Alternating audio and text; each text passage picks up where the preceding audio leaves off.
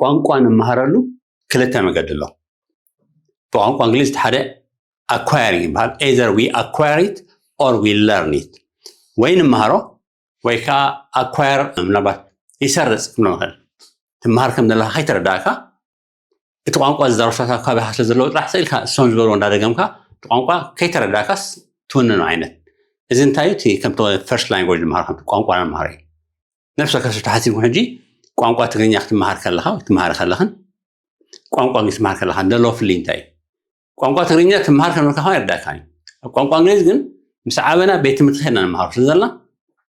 ነፍሲ ወከፍ ትምህርቲ እንዳዘከርና እንዳተዓጠቕና ኮነልና ንምሃሮ ነገር እዩ እቲ ግን ኮነልና ከይተረዳእና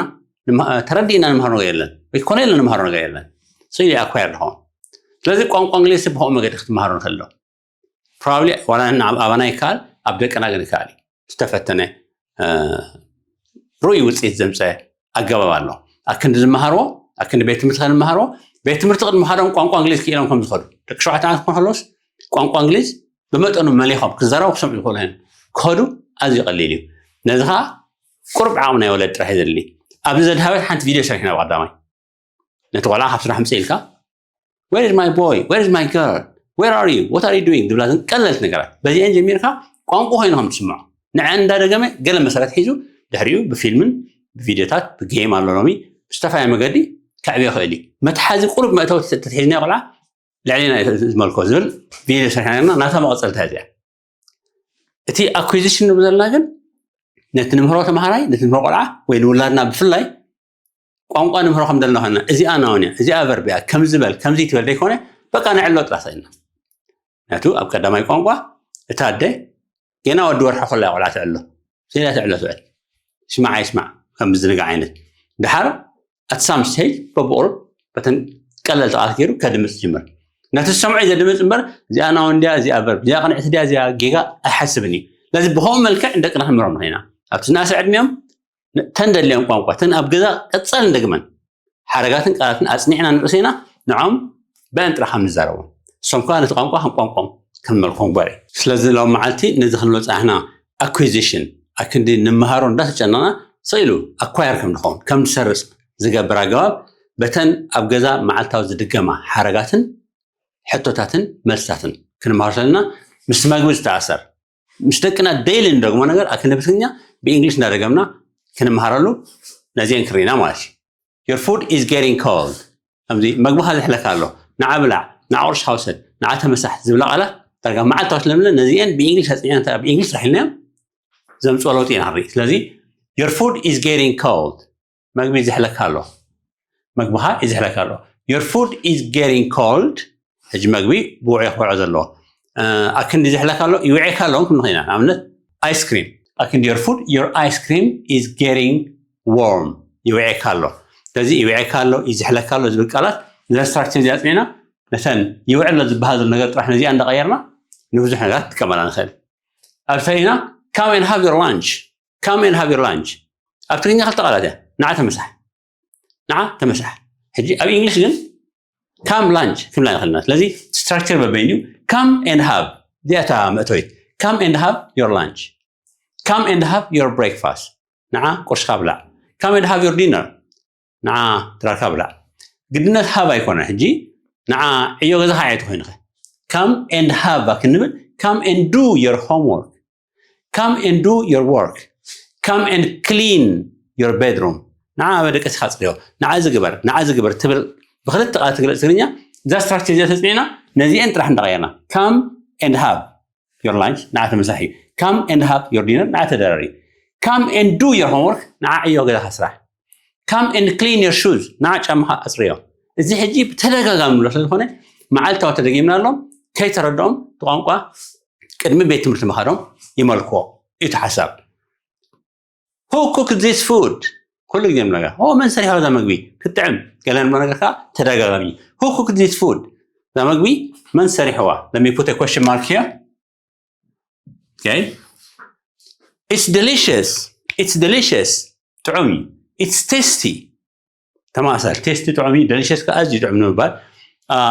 بزح سوات sweet تقومي طعم كله sweet كن شكر مهانون مقور مهانون وشكر مغير مهلاو ዝገልጽ እዩ ምስ ቴስቲ ቁልፍ ለይብል ስለዚ the tea is sweet ክንብል ንኽእል ስለዚ ጥዑም እዩ ምቁር እዩ ክንከልና ንጥቀመሉ ቋንቋ it is ኢልና እቲ adjective ተድለና ንጥቀም ካልእ ተማሳሊ it's too hot ወይ ክውዕየና ከሎ ወይ ክዝሕለና ከሎ ወይ ጨው በዚህዎ ወይ ሽኮር በዚህዎ ዓይነቱ complain ክንገልጽ ከለና ንጥቀመሉ structure ኣሎ it's too ኣመና ማለት እዩ ብዙሕ ሰብ ምስ very ጋግያ እዩ very खाली እዩ too ግን ኣመና it's too hot ተይል ሕጂ ክሰትዮ ኣይከልኒ ኣመናዊ እዩ ካብቲ ኣነ ዝደልዮ ደረጃ ናይ ዋዕስ ንላዕሊ ኮይኑ ከንደለኒ እዩ ንብል ኣለና ማለት ስለዚ ክትሰትዮ ከም ደይትኽእል it's too cold ብምዝሓሉ ምክንያት ክትሰትዮ ከም ደይትኽእል it's too salty ጨው በዚሕዎ ኢልካ ክትገድፎ ከለካ too ጌርካ ተገሊጽካስ ካብቲ ክትሰትዮ ወይ ክትበልዖ ወይ ንክትወስዶ ዘይከኣል ኣይከኣልኒ ማለት እዩ ከይትገድፎ ኣለካ ኖርማሊ ዝኾነ ቃል ተላቱ ተጠቂምና ኣይከውን it's too sweet ኢልና ክልተ ማንካ ሽኮር ንገብርና ሻሂ ሓሙሽተ ማንካ ገም ተይውና we can't drink it too sweet ኢልና ኣመና ሽኮር በዚሕዎ ክሰትዮ ይከልኒ ስለዚ ኣይከልኒ ዝብል ትርጉም ኣለዎ ኩሉ ሻዕ too hot ከሎ ስለዚ it's too hot ኣመናዊ እዩ it's too cold ኣመና ዝሄሉ it's too salty okay እንዳበልና ካብቲ ንደልዮ ደረጃ ንላዕሊ ወይ ውዒ ወይ ዝሄሉ ወይ ሽኮር በዚሕዎ ምህላው ኣብ ምግላፅካ እዚያን ስለዚ ኩሉ ሻዕ እንተ ምስ ደቅና በዚኣ ንገልፃ ኮይና እሶም ናታ ትግርኛ ይሆም ቋንቋ ካብላ ናታ ትግርኛ ኩሉ ሻዕ ኣብ ደገ ክረኽብዋ ክላብ ኣብ ኤርትራ ኮይንካ ማለት እዩ ኦኬ ካልእ ነቲ መግቢ ንዘራረቡ ዘለና ከምዚ በዚሕዎ ከምዚ ሂድዎ ክብልና ኦኬ it has too much chili በርበረ በዚሕዎ it has too much salt ኣመና ጨው በዚሕዎ ኣሎ ወይ ብዙሕ ጨው ኣሎ ካብ ዘድልን ላዕሊ ቱ ኩሉ ሻዕ ከም ተቐዲም ዝበልኮ ካብቲ ዘድልል መጠን ንላዕሊ ስለ ዝኾነ ክትሰትዮ ከም ደይትኽእል ወይ ክትበልዖ ከም ደይትኽእል ወይ ክትጥቀመሉ ከም ደይትኽእል ዘርኢ ንዝኾነ ነገር it's too high ተይለስ ኣይርክቦን እየ ማለት ኦኬ it's too cold ተይለስ ብምዝሓሉ ምክንያት ክወስዶ ይክእልኒ ክትሰትዮ ከም ደይትኽእል ካብቲ ክትሰትዮ ትኽእል ደረጃ ንታሕቲ ዝሓለ ካብኡ ንላዕሊ ዝሓለ ወይ ኣዝዩ ዝሓለ ምዃኑ ይሕብር ኣሎ ማለት እዩ ስለዚ it has too much ተይልና በዚሕዎ ምህላው ክንወስዶ ከም ደይንኽእል ክንበልዖ ከም ደይንኽእል ብዛዕባ መግቢ ንዛረብ ስለ ዘለና ማለት እዩ እዚ ካልእ ኣብ ሓደ ማኣዲ ኮይንና ገለ ነገር ርሕቕ ብለና ወይ ዓይነታት መግቢ ህልው ኣብ በቲ ሓደ ወገን ናይ ጣውላ ወይ ጨው ወይ ቱስፒክ ወሬቨር ዝኾነ ነገር ከድለና ከሎ ቲኣግዳ ቀብለኒ ኣብ ምባል ሕጂ ገሊኡ ቀሊል ዝመስል ነገር ብእንግሊሽ ምባሉ ፅግመና እዩ ጨው ኣብለኒ ንምንታይ ንብል እታ ትግርኛ ቃል በቓላ ናብ እንግሊሽ መፃልና እያ ስለዚ we can say can you pass the salt please can you pass the salt please can you pass the toothpick please can you pass the salt please ታጨው ደሞ ኣበልካኒ can you pass the toothpick please ቲ toothpick ወይ ከዓ ነሳሳው ደሞ ኣበልካኒ ኣብ ምባል ወይ ካልእ ነገር ኩሉ ግዜ ሕጂ ከምዚ ዓይነት ስትራክቸር ንመዓልታዊ ንዘረበሉ ቋንቋ ንክንምሃር ከለና እቲ ቤዚክ ስትራክቸር ኢና ንህብ እቲ ካልእ ምስ ኩነታትካ ዝኸይድ እዩ ኣብዚኣ ሶልት ኤንድ ቱስፒክ ተጠቂመ ኣለኹ ናባት ማይ ቀብለኒ ክኸውን ይኽእል እዩ ወይ ሓደ ዓይነት መስተ ካብትኡ ዘሎ ኮካ ቀብለኒ ፋንታ ቀብለኒ ወሬቨር ነዚአን እንዳተካናስ ኣብ ብዙሕ ነገር ክንጥቀመሉ ግን ከይረሳዕና ኦኬ ፋይናሊ ኣብ ሳይድ እዚ I would like some more ሕጂ ገለ ወስኹኒ ቁሩብ ጨው ምደለኹ ዝያዳ ወይ ቁሩብ ማይ ምደለኹ ዝኾነ ክውስኻካ ደይ ነገር ዓይነት መግቢ ክኸውን ይኽእል ዓይነት መስተ ክኸውን ይኽእል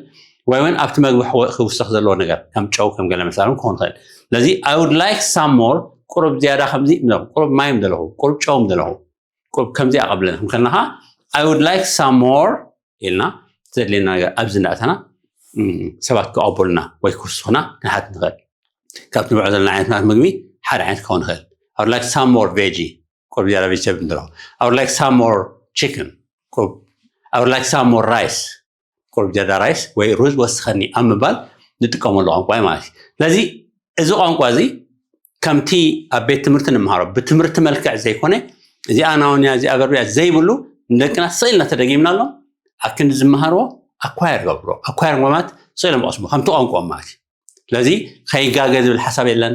እዚኣ ናውንያ እዚኣ በርቢያ ዝብል ሓሳብ የለን ብዘይከውን ስኢሎም ክደግሞን ከም ቋንቋኦም ክመልክዎን ይኽእሉ እዮም ስለንታይ ንብላልና ቅድሚ ቤት ትምህርቲ መኻዶም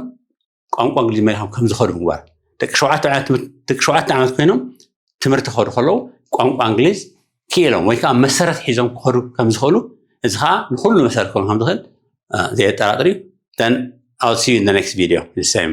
content ስለዚ ከም ዝበልክዎ ኣቐዲምና ቅድሚ እዚኣ ሓንቲ ቪድዮ ገናና 17 ሰንተንስ ዘለዋ ቀፃሊ ምስ ደቅና ክንብሎ ንኽእል ሎም መዓልቲ ምስ መግቢ ዝተኣሰርን ኣብ ከባቢ መኣዲ ኮይንና ንብሎን ምስኡ ዝተኣሰር ካልእ ነገራትን ኣብ ቀፃሉ ምስ ወይዘር ምስ ካልእ ኣርስታት استأثر مش دقنا معلتوي نعنا أصنعنا نرسينا نتهم قعد كاني تندس نعنين مش أمنا دقمنا بزي شجر ما قدم ستريس بزي قبر ما قدم ما هالكلها زي